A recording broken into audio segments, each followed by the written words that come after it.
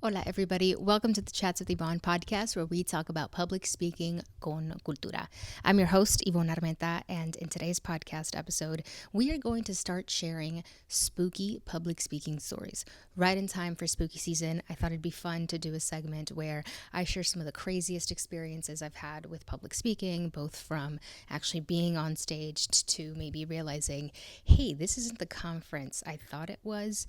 They're totally taking advantage of speakers. And the reason I decided to start this series in particular, but wanted to start with the pay to speak spooky stories, is because there is a rise in available speakers, and there's also, I've seen a rise in folks creating different stages, which is amazing, right? That ideally means more access, it means more representation, but it isn't always this way, especially for those pay to speak opportunities. So I want to walk through two different stories really quickly, and in particular, these are around paying to speak when really we should be paid to speak, and just so that we can go through it, recognize some of the red flags, really dissect them, understand them, and then at the end I will give you some tools and a scenario that you can use to actually book paid speaking engagements. So, most of my speaking engagements have been through word of mouth. That has been how I primarily book speaking engagements, and I've been very lucky in that way. My very first paid keynote was through word of mouth, and and that has continued to be the theme of my speaking journey and career.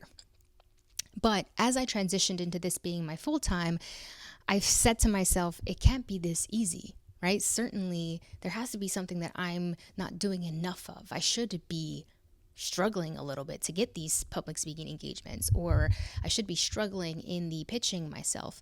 And the truth is that I frankly was not, right? Opportunities were coming to me, but because I think that there's this idea around entrepreneurship and being a speaker where you always have to be hustling to get opportunities, I felt like I wasn't hustling enough to get opportunities. And that if this is what I have now, imagine what I could have if I started pitching myself. So I started looking into different conferences to apply to and putting myself out there in this different capacity. One of the very first posts that I came across was on Threads. I saw a call for speakers on there. Shocker. I almost feel this is my personal opinion, but I almost feel like Threads has become the space. Well, okay, not Threads alone, but social media and call for speakers has almost been a rage bait kind of thing, because I've seen one person post the same exact call for speakers multiple times in a row for like a month straight, all garnering a bunch of engagement, right? Because there's a want to share our stories and to speak, which is beautiful. And every single time that this person posted, they would get a lot of engagement, say, hey, I'm interested. Hey, I'm interested. First of all, being very vague with what the speaker would be doing or what they would be talking about. So one, there's that. But then two, all of this engagement, they would get a bunch of followers and then do it again. I'm like, have you not found the speaker by this point? Have you not responded to any single person? And they would post about this over and over and over again. And so anyway, I digress. I saw this call for speakers for a virtual summit for women by women. And I thought, let me submit my application. They make it very clear that you may not get chosen. So it feels very like, oh my gosh, si aplico, and if I get it, that's going to be awesome, right? They almost, from the very beginning, start this FOMO type of marketing with you. And like, you have to be there. You want to be in this space. When I got the email that I was eligible to be a speaker, 2 days later, I was super excited, right? I felt chosen. I was like, oh my gosh, get chido. I can speak at this thing. There's thousands of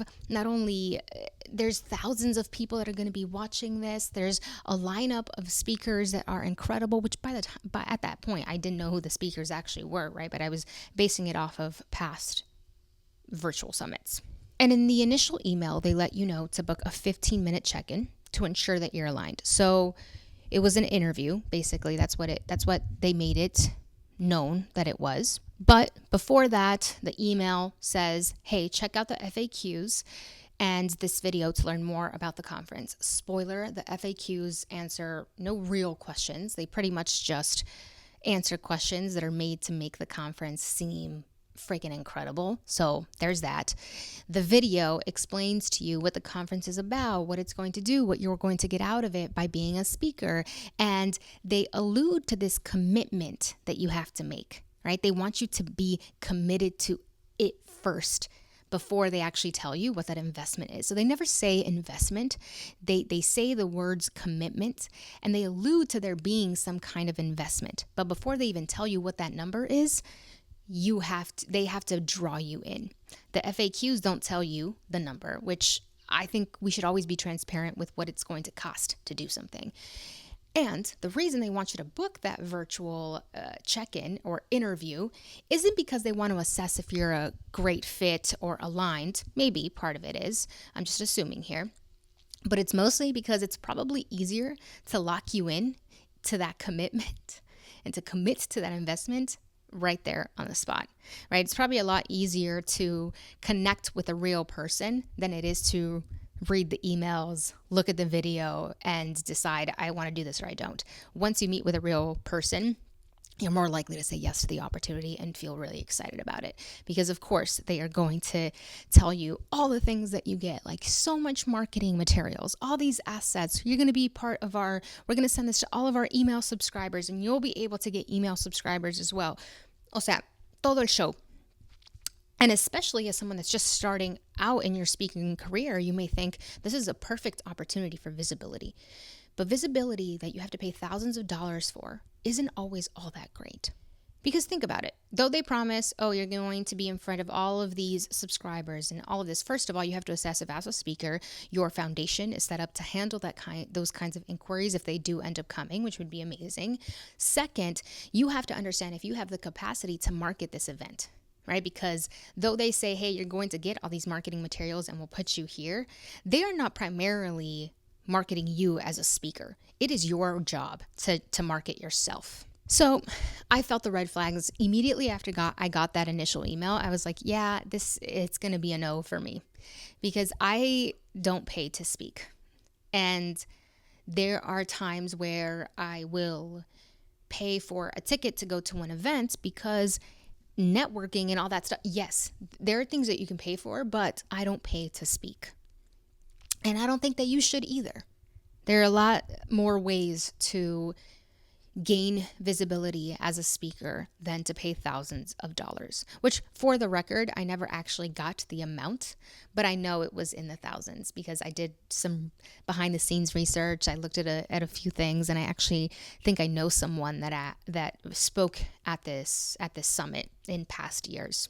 That didn't stop them though, right? So I received so many different emails every single day after that, multiple times a day, all about the conference and why I couldn't miss out y toda la cosa. O sea, when you are the speaker, I shouldn't feel like I am being recruited to something. It just is not, that's a red flag. So we're going to talk through some of the red flags that I noticed in this whole process. Right? When you apply to the conference and it says it's a very competitive landscape and you happen to get an email a day or two afterwards letting you know that, hey, you got in. Let's do one final interview. That could be a yellow flag. It's not all the way a red flag, but in the context of everything else, definitely a red flag. 2, you receive information about the conference, but it doesn't answer what it's alluding to. O sea, you paying. They don't want to be upfront with the cost of being a part of this conference and you paying to speak because they know that if they just give you the number alone, you're going to be like, yeah, no, I'm not doing it. 3, they promise incredible reach, a community and inclusion in their newsletter with over 100,000 subscribers. First of all, let me see those numbers. Visibility like this does not pay our bills, but it also doesn't increase your likelihood of getting paid speaking engagements or booking future gigs. Because one, well, nothing is really guaranteed, but you learn which opportunities are worth paying for and which ones are not. But in this scenario, again, you would have to be doing so much of the marketing yourself that if you don't have a process for that already, it would be kind of difficult to actually leverage this to book more speaking engagements, especially because this was so niche of a conference that you have to think about what is the actual market for this conference? How is this conference seen in the industry of public speaking? Because that can determine whether, to be honest, they take you seriously as a speaker or not. And then the last one was me getting hundreds of emails a day, which is just generally really annoying. And if you're legit, you're not looking to convince me to speak. Your conference, what you do, your values should just speak for themselves. You don't need to try to convince me to speak. And if you're trying to convince me that hard to be a part of this as a speaker, even though I applied and you told me it was really competitive, that's a major red flag for me. And that being said, it's really important to decide if it's worth it for you. If exposure right now, where you stand in your speaking journey, is important to you, assess it. Decide if you have the ability to pay $1,000 or more to be a part of this conference. And if you do, and you think it's going to be worth it, I am no one to tell you not to do it. But this is generally not a great business model. On the conference side, it's kind of feels a little scammy. Might I add, spooky. So these are some things to ask yourself. Does paying thousands of dollars for a seat at the table contribute to equitable pay for women? Does it give you the visibility to book more speaking engagements, or will it simply be an event you did, got some okay content from, made some connections, but ultimately didn't lead to another paid engagement? If that's what you're looking for. Because that's the only way it's worth it, if you're looking at it from the speaker lens. Most importantly, do you have the bandwidth to make it worth it? Meaning maybe you can pay, but do you have the time to dedicate to marketing it and making sure you actually get that visibility? For me, I'm like, if you're thinking, well, maybe I can get great content from this that I can share on social media and get my speaker brand out there. Can you though? Virtual speaking engagements are great, but they don't always make the best content as far as high quality videos, unless you're doing a behind the scenes and planning a really great strategy around it. And if you can't showcase yourself as a speaker at the event that you paid to be at, might that contribute to a negative return on your investment? What are red flags to me may not be red flags to you, but I promise you that you do not have to pay to speak. You may decide to do some unpaid speaking engagements, not only for exposure, visibility, for practice, but also because you really align with an organization and their values. That's okay. You get to decide that. But especially in our communities and as Latinas, as we work towards being paid fairly for the work that we do, for the contributions that we make, because we make huge contributions, us paying to speak does not contribute to the larger ecosystem. We are not helping us and by extension the community when we do this. Also, this concept of I need more public speaking practice and visibility before I get paid to speak, that's spooky. I got paid $15,000 my very first keynote. No previous experience.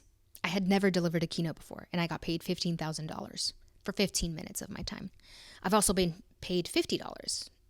I've also been paid $250. I've also been paid $500. So whether it's $50, $500, $15K, you do not need to be paying to speak. And because this series is all about getting a little spooky, I'm about to scare you. Just kidding. But I want to talk about why paying to speak can create an even spookier speaking industry. Access and representation. Those with the ability to pay get the mic. Not because they have great insights or because they've developed their craft as speakers, but because they could pay for it. That puts a lot of our community at a disadvantage and continues a cycle of lack of representation. And so what we see on stages is not a reflection of who we are. And we think I need to be more like that in order to be taken seriously as a speaker, but to make it to that stage, without realizing that the reason they're on that stage is because they have the capital to pay for it. And that maybe for them, if they pay this, it's not too much of a dent. But for us, it may be. I'm not saying it is. We also may be able to afford those kinds of pay to speak. But what does it do to the larger ecosystem of of speaking and representation and access and the personal responsibility that we have to not contribute to something like that, to a model like that? And it can lead to us feeling like, man, I need to be more like them. No, we need to have more money. And guess what? To have more money, you have to get paid for the things that you're really good at. You have to get paid to speak, to make money, to be able to contribute that money back into the community, back into our ecosystem. But that's not going to happen if we continue to pay for these opportunities that promise us visibility, because visibility do not pay the bills. I can promise you that there are 100 other routes that you can take that will yield higher results for you. Secondly, the pay gap. We help contribute to an ecosystem that doesn't actually value speakers and sees them as a business. So if we're paying to speak, why would those kind of conferences even find value in paying their speakers? I mean, would they change their model to paying their speakers? I can understand the idea of, hey, events are crazy to put on. They're not revenue generating oftentimes, so we have to charge. But if this model is working for them, why would they change it in the future when maybe they have more of an ability to actually pay their speakers? We're allowing them to have this business, to be fruitful in this type of business model. Why wouldn't they keep doing it? Like, we're the ones that contribute to the events. The events are great because of the speakers. Okay, second story. This is a bit of a quicker one because it was just a short interaction, but I got a DM on Instagram with an invitation to be a speaker. They were inviting me to be a distinguished speaker to a conference with women leaders and health professionals. That was exactly what they said. I got no more information beyond women leaders and health professionals. Immediately, I was like, okay, women leaders, what does that mean? And also, health professionals. I don't fit that. This gave me very little idea what the conference was actually about, and there was no direct connection between what I speak about and why they would want to have me. So that was a red flag. Second, they sent a Calendly link to set up a chat with their scientific advisor to learn more. Again, what does this mean? Why would I, a non-science or health professional, be a speaker at this event? And why would I talk to the scientific advisor? I don't understand that. I let them know that I was unavailable because those were immediate red flags to me, and it kind of just felt like, hey, I'm going to send this to whoever has speaker in their bio and see if it sticks. I told them that I was unavailable for those dates because I was being nice. I didn't want to be like, no, this sounds crazy. This sounds like a scam kind of conference. So I just said, sorry, I'm unavailable for those dates. Well, they followed up with 3 more dates I can choose from, with locations in Dubai, Italy, and Japan. So they're just throwing dates and events at people without being intentional. They never once mentioned the kinds of things that I talk about and how they could be valuable to the conference and the event. They never even mentioned what other speakers are talking about, or they didn't send a link to their website so that I could learn some more. And here was another red flag. Followers don't mean anything, right? They don't always show the full picture of everything. But they were claiming to be global. Their speaker lineups have well over 100 speakers, and they only had 76 followers. So not even the speakers that are speaking at their events are following them. Lastly, they promote speaker slots more than the content of the talks themselves. I asked if I had to pay for it, and they said yes. They were like, well, as a nonprofit. And then later, like, technically they're a nonprofit, but I was doing some research on them and a bunch of stuff came up on Reddit. So I did look them up. I did some more research, and my search was wild. The speakers were legit. So if you ended up deciding to do this, speakers were professionals in their fields, which, by the way, yes, mostly researchers and health professionals, which is why, again, I was like, I do not fit that bill.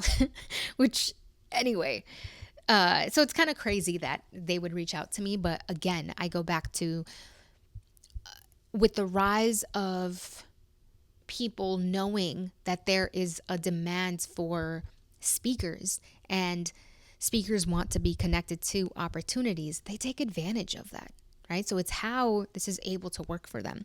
Anyways, the Reddit stories basically said that the speakers were legit. They were speakers, again, professionals in their field, but they came to this conference and the conference was not what they expected at all. Essentially, the audience are the same speakers. And so there was one story where it was so unorganized, but the speakers themselves decided, well, we already flew all the way here. We invested the money to be here at this distinguished conference and be a speaker. Let's just listen to each other's presentations. And they said that they did learn from one another and from the presentations, but that the conference itself was so unorganized that the events people weren't even there and that it was just not a real conference like they had said it was. Essentially, attendees all ended up being speakers themselves. So you're just listening to one another present. And also, when I went over to their Instagram and looked at the graphics, there were just way too many speakers. It almost felt like I mean, I know it wasn't intentional, right? When you have that many speakers and you're talking about a conference as a day or two, it shows me to some capacity that you're not being incredibly intentional with this, not only the speakers you select, but the topics that are being covered. If there's too much going on, there's nothing going on at all. With all of these quote unquote opportunities out there, how can you make sure you're growing as a speaker, getting your speaker brand out there, getting opportunities, but not going for these money grab kind of scams, and you're getting paid to speak? I'm going to share with you one scenario, one example, one thing that you can do today to start getting paid to speak and getting those opportunities. This is about exposure and visibility, but it's more likely to guarantee you future opportunities than paying to speak at something like the conference that I talked about in the beginning, or accepting this trip to Dubai, which you have to cover completely to speak, to be a distinguished speaker, and then realizing this conference is a total scam and not backed up by anything real. This is good for someone in particular because we were talking about conferences today. If you are wanting to speak at a conference and you've maybe applied using their speaker callouts, but you haven't gotten anything in return, this is something you can do. And that is get involved first. Volunteer at this year's conference so you can meet the organizers and build more intimate relationships with them. You're not only helping the event be successful, but you have a direct line of communication then with event organizers, and you also get to be on site to understand the audience, the speakers, and what the organization really values. That makes you better aligned to be a speaker the following year. When you've decided what conference you're going to volunteer at, you've been confirmed for it, think about what you want to speak about at this conference. Knowing what you know about it, what do you want to speak about? Do you want to be a keynote speaker? Do you want to lead a workshop? What is most fitting for this organization and their needs and what you can provide? And a month leading up to the conference, whatever cadence you'd like, create content on your social media directly about that specific topic, almost like giving them a taste of what you offer and building that portfolio of content, so that by the time that you do go to volunteer to that conference, you also have some things to back up your knowledge and say, hey, this is what I talk about, this is what I do, right? Because it's almost inevitable that y'all will connect over social media, or that you'll stay connected. And if initially when they stay connected, they see that you're already talking about this particular topic, you'll stay top of mind. Then follow up with event organizers. Send them an email afterwards and say, hey, I really valued my experience there and I speak about 1, 2, 3. Obviously, by then you'll have a little bit more of a personal connection and you should start planting those seeds while you're there in person. The email is just a little bit more formality. And because you're already building a deep connection with them on site, try to get some insights from them, right? Think about, hey, what do you care about? What do you look for in speakers? What is your process? When do you start looking for speakers for this conference so that you can stay top of mind, and also write it down in your personal planner and say, okay, they start looking for speakers in February. I am going to start preparing for that moment and reaching out to them and saying, hey, if we haven't been connected all throughout, in February, first thing I'll do is send them an email, let them know that I'm here. And again, by that time, you're already building an intentional, meaningful connection. And that kind of visibility and relationship building is more likely to get you a paid speaking engagement, a speaking engagement in general, than paying to speak. I will link in the show notes of this podcast episode another podcast where I dive a little bit deeper into how to get speaking engagements so that you can dive in a little bit more. But this is one thing that I do want you to try. I encourage you to do this, especially if you're starting out in your speaking career or you want to get exposure for a certain topic. Volunteer at the conferences. Get involved in a different capacity than being a speaker. You're playing the long game here, but it is a little bit more guaranteed to work than paying to speak at a conference where you have to do all the marketing for it and have to have things in place to then book a speaking engagement. Again, you can also be more direct with it. You can also say, hey, I'm here, find out who the organizer is and directly email them. But if you are more comfortable and would like to know a little bit more about the conference, for example, I think starting with volunteering and getting involved is a really great way to do that. Before we end today's podcast episode, I want to remind you, speakers, you are worth it. You are worth getting paid to speak. And it doesn't matter if you think you've never spoken before. You can and should be getting paid to speak. Conferences, please value your speakers. They create the atmosphere at your event. They bring your event to life. Pay them accordingly. Thank you all so much for tuning in. This is just the beginning of spooky season. Next week, I'm going to talk about MLMs, multi-level marketing. If you know, you know. But if you don't, I'll meet you right here next week. Again, thank you all so much for tuning in. If you have a scary, spooky public speaking story to share, please DM it to me. I would love to highlight it in next week's podcast episode and take a deep dive, because this is the only way that we all get better at public speaking, that we get to know what it's actually like to be a speaker and come up together. Porque at the end of the day, así debe de ser. We're looking out for one another. Thank you all so much for being here y nos vemos a la próxima.